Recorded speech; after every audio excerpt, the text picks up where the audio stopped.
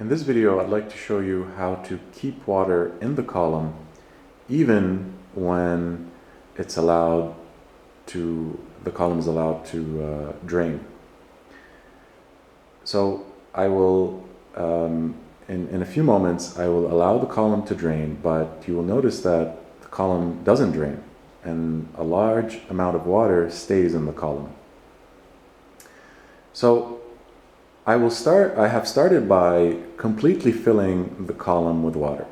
So you can't really see the surface of the water because the column is completely filled all the way to the top. And what I have done is I have connected a pressure indicator to show you what is the pressure at the top of the column. And I have also allowed air to, expose the top of the column to the atmospheric pressure. So the air at the top of the column and outside of the column are equal. So there are three outlets that is, at the top of the column, and one of them is open and the two others are closed. So this allows the air outside of the column and inside of the column to be equal. So the first step that I'm going to do here is I'm going to allow the column to drain. So I have two hand valves here, and they are connected to tubes that are connected to the bottom of the column. And so I'll open one of the hand valves, and you will notice the water draining. Now you can see the surface of the water.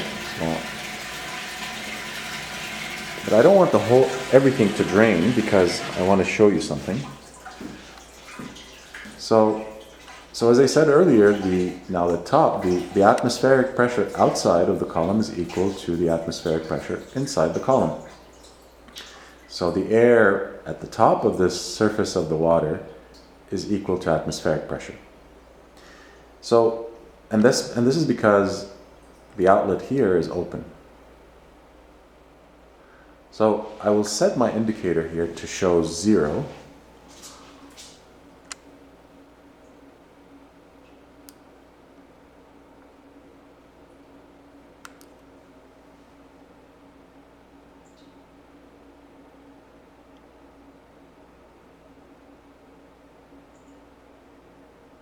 It's a little bit hard to get it to 0, I found.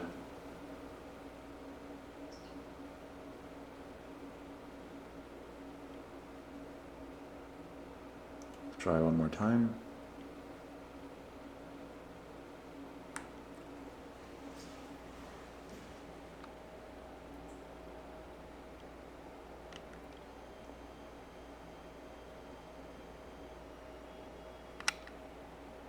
Okay, well, this is good enough. So what I'll do right now is I will start by sealing the column.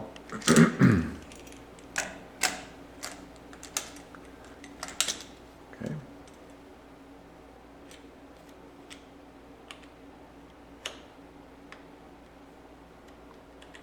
So ideally my indicator should show 0, but I'm having a little bit of a hard time to get it to 0. But nevertheless, now the air above now the water that you see here is approximately atmospheric pressure. And now what I'll do is I will drain the column. So it will drain, but you'll notice that not all of it will drain. So I'll open again this hand valve.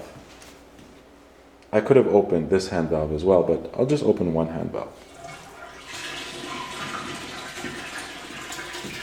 So you hear the water draining, but it came quickly to a stop.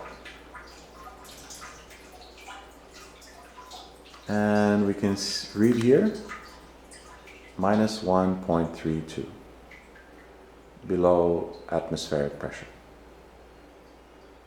So what we have here is now we have a lower pressure at the top, so lower than atmospheric pressure. The air present at the top of the column is lower than atmospheric pressure.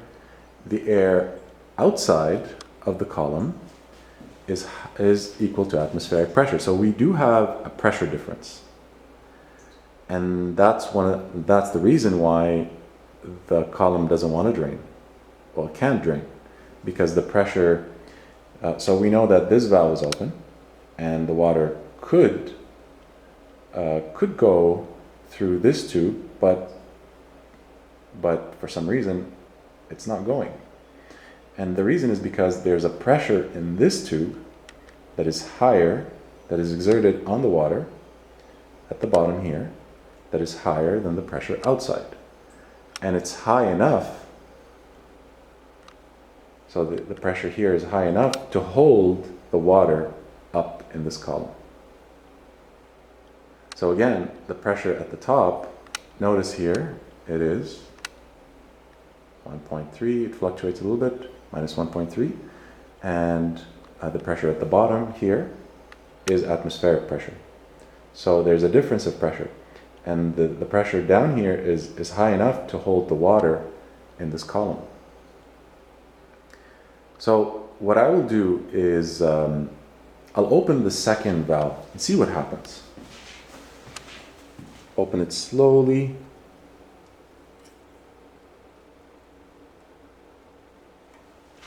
Nothing happens. So again, the reason is because there's a pressure difference. Now, in these two tubes, you have atmospheric pressure that is holding the water in its place. If I make the pressure up here equal to the pressure down here, then the water will be able to move down, and it won't be able, so the pressure down here, because it will be canceled out by the pressure down up here, the water will be able to go down, to drain. So what I will do is, of course, how do I do the pressure? How do I allow the pressure here to be equal to the atmospheric pressure? Well, remember earlier I have sealed this outlet, and that's how I was able to get this pressure. So what I'll do is unseal the same outlet. I could unseal any one of the outlets. So I remove one of the caps, and that will allow the pressure at the top to be equal to the pressure at the bottom. And then the water will be able to drain. So I'll do that right now.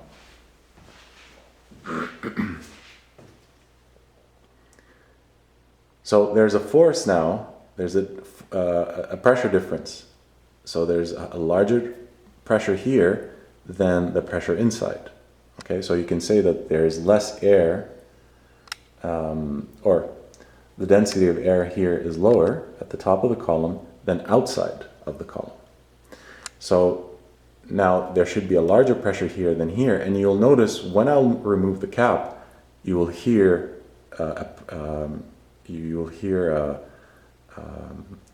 the pressure changing.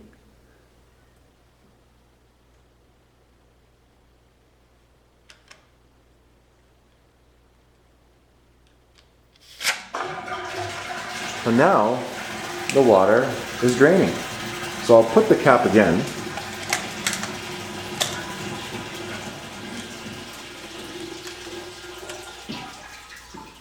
The water stops draining.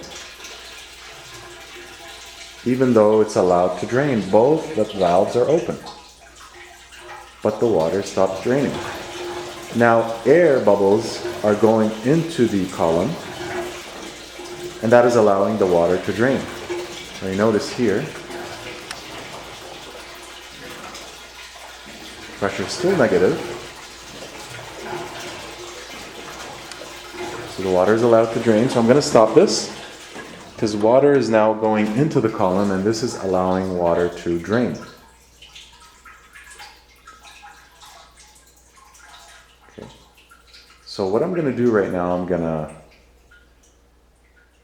I will again open one of the valves.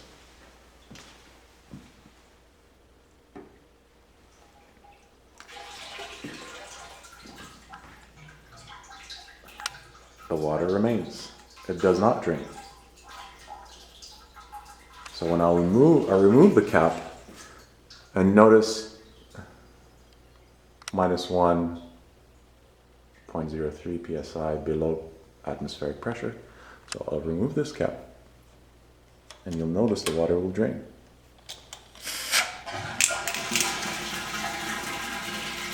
I'll put the cap again.